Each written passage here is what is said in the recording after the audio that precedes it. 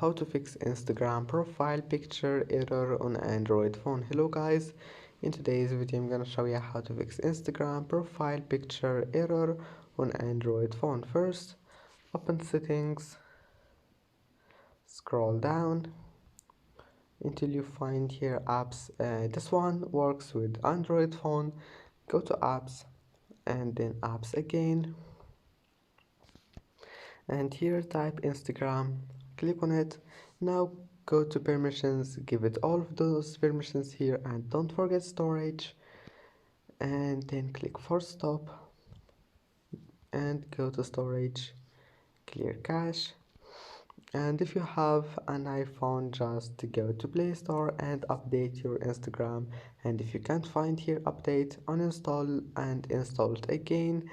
And that's it. Don't forget like, and see you in the next video.